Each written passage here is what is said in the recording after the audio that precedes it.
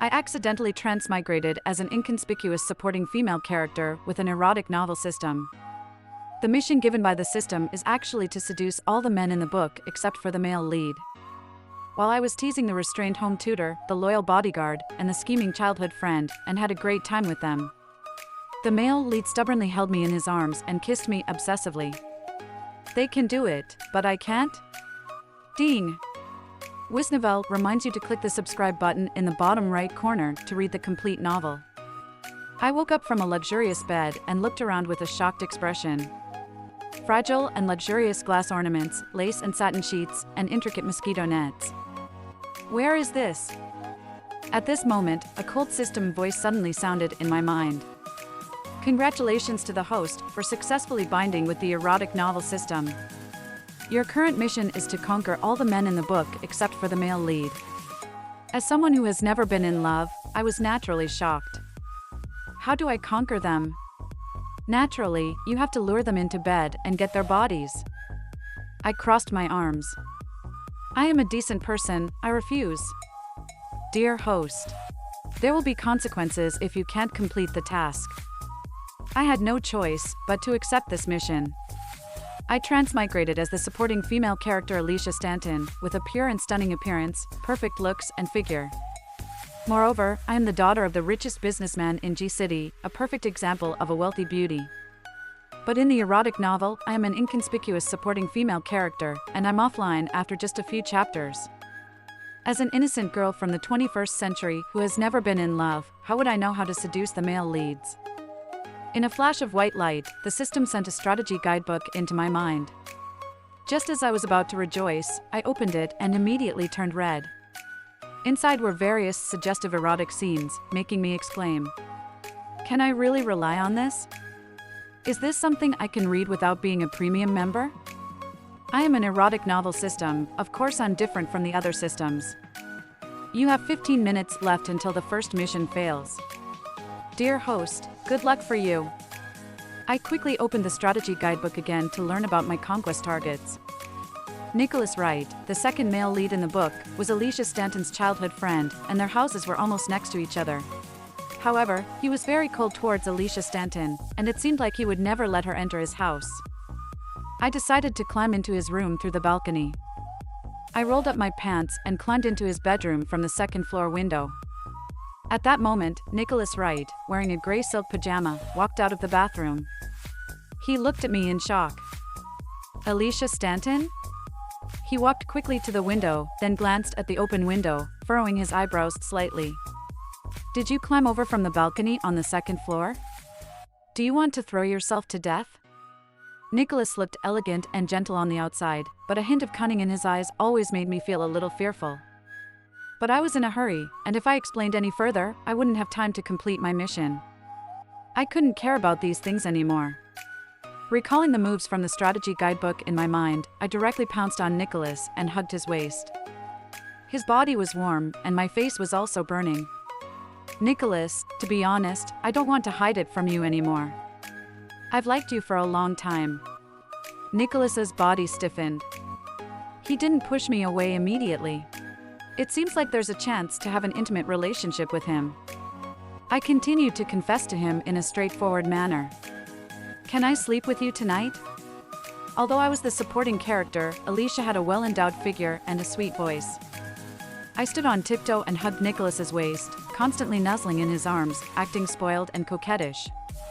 A beautiful girl taking the initiative to throw herself into his arms, the second male lead should be moved, right?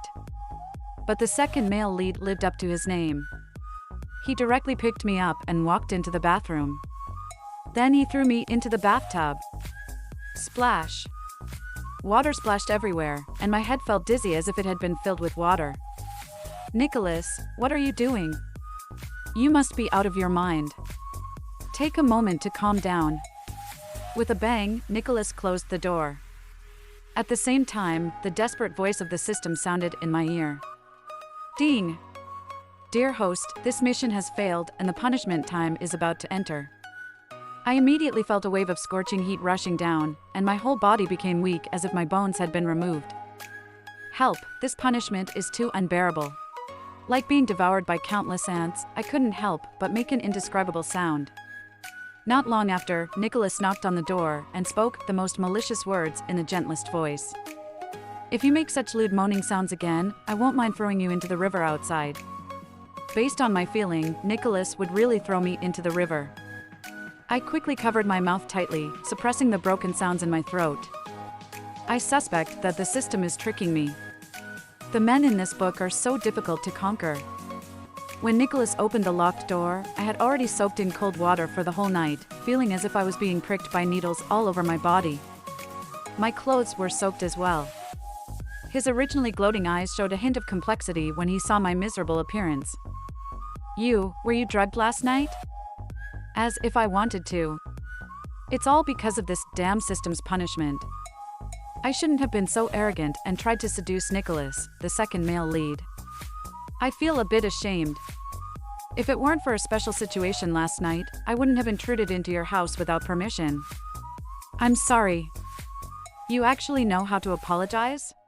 Nicholas looked at me with some surprise. Oh no, the original owner of this body was a domineering little princess. Has my character setting been ruined? I quickly took the clothes that Nicholas gave me and fled. It seems that Nicholas is not someone I can seduce. I decided to shift my target to Alfred Shaw, the third male lead in this book. After dressing up, wearing the most exquisite dress and applying bright makeup, I arrived at the restaurant where Alfred Shaw worked part-time. Alfred Shaw and Alicia Stanton were classmates in college, but his family was extremely poor, so he worked part-time to earn a living. I sat at the table and saw Alfred Shaw approaching with a plate. I waved at him. Hey, what a coincidence, Alfred.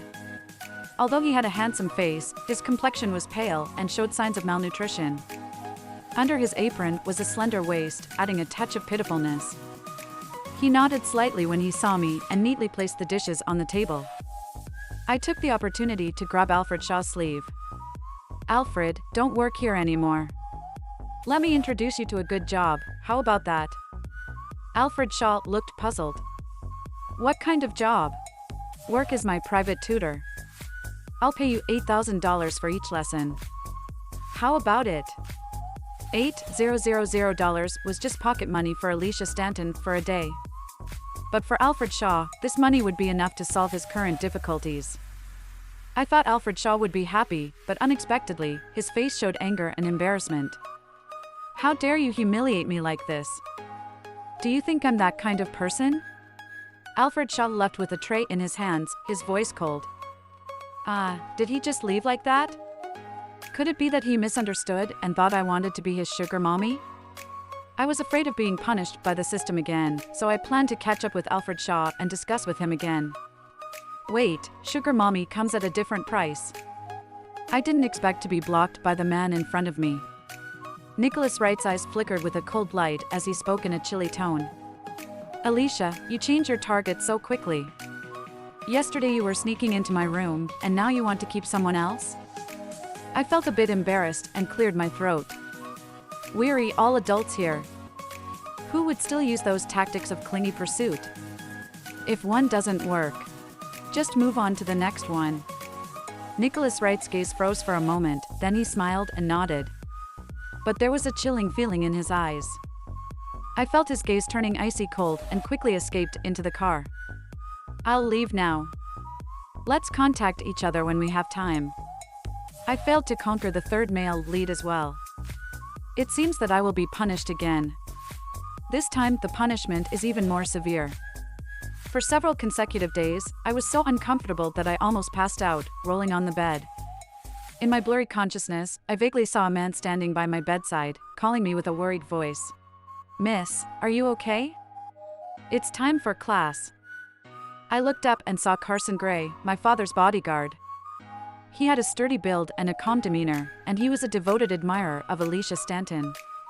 Suddenly, I remembered that he was also one of the targets I needed to conquer. It was so easy. I immediately placed his hand on my forehead. Carson, I think I have a fever and I feel terrible. Carson Gray withdrew his hand in panic. Should I carry you to the hospital? I nodded in agreement. Carson Gray lifted me up and I hooked my arms around his neck. The masculine scent emanating from him drove me crazy. I bit his earlobe. His breathing became rapid. "Miss, please don't. Don't move, I need to cool down, and your body is so cool." Carson Gray was always obedient and didn't dare to resist my command. He carried me in his arms through the elevator in the villa, not daring to press any floor buttons, blushing from his ears to his neck. I was feeling uncomfortable from the punishment, so I kissed his neck several times.